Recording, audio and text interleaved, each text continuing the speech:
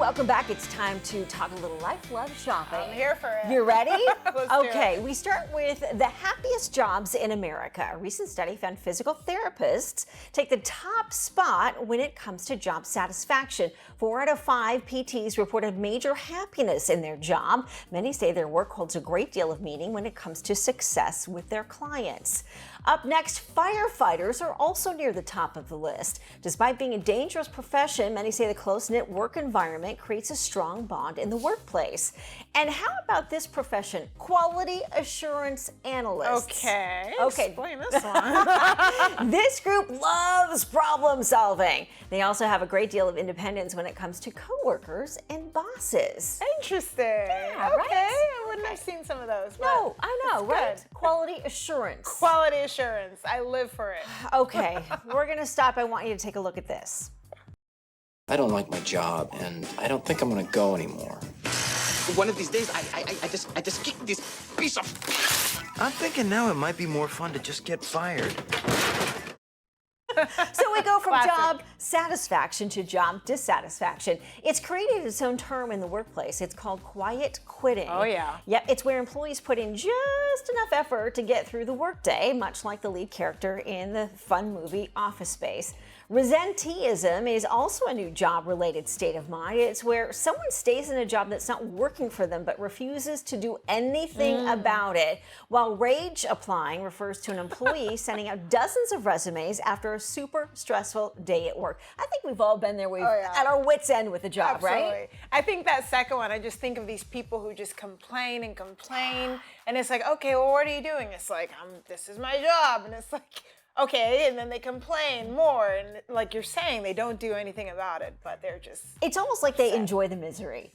There to some are degree, definitely right? people who enjoy being miserable. I have met people, I know people You know them. who enjoy being miserable and trying to bring other people down with them. Because I say, if you get to a point where you're constantly complaining about your job, then it's time to find something new. Yeah. You know? No job is worth just having a poor No. quality of life because you're miserable. If you're not waking up in the morning and going to something you love, what's even the point? Exactly. So, Well, if you're trying to find more ways to burn calories and keep moving, experts say you can scrub away the pounds. Oh. Researchers gave 10 professional cleaners Fitbits in 5 houses to clean. They discovered that scrubbing the kitchen for 50 minutes burns more calories than ballroom dancing or a bike ride during the same amount of time. I've got a lot of doubters in here. Okay, so here's your scrubbing by the numbers. Kitchen, 276 calories burned. Bathroom, 173 calories. Okay. And if you're cleaning up the bedroom, 154 calories. All right, I've got a show of hands back here. I'll get to your questions in just a second. However, don't expect it to help you lose weight unless you're adding squats and leg lifts to your cleaning I routine. think some of these husbands watching are gonna get their wives to watch this one. Hey, scrubbing the bathroom burns some calories. Exactly. All right, the Daily Mail recently asked readers if a relationship can survive without sex. The answer, yes. Yes, it can. And relationship experts agree, boys. Lack of sex does Behave. not always signal trouble. Researchers say thousands of couples thrive in a no-sex or low-sex relationship, but there are 2 major boxes you must check if this is going to work for you and your significant other. You must both be happy with no sex in your love life, and you both have to be intimate in other areas. If you're not sharing affection, closeness, or kissing, you, my friend, are on the friendship trip and no longer sailing the seas of life as a romantic couple. Agreed. Yeah, I think so. Absolutely. I mean, different strokes for different folks, right? Sure. Whatever works for you. Hey now. Whether it's figuring out who pays or navigating intimacy in your relationship, it's about setting boundaries and saying no. Here's our lifestyle expert, Michelle Phillips, with her take. This topic is a big one. How to set boundaries. Yeah, that's right. Become a boundary drawing.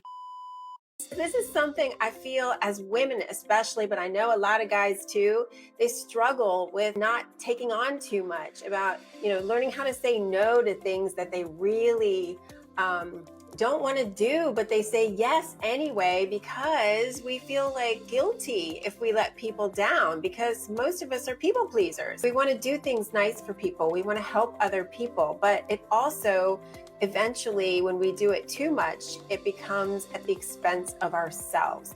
Then what happens? We're burnt out and we're just flat out bitchy. Create boundaries so that way when you are, living your life and pursuing your dreams, or maybe just your dream of running your household, right? That you're not overexhausting yourself and making yourself sick, not only physically, but emotionally and mentally.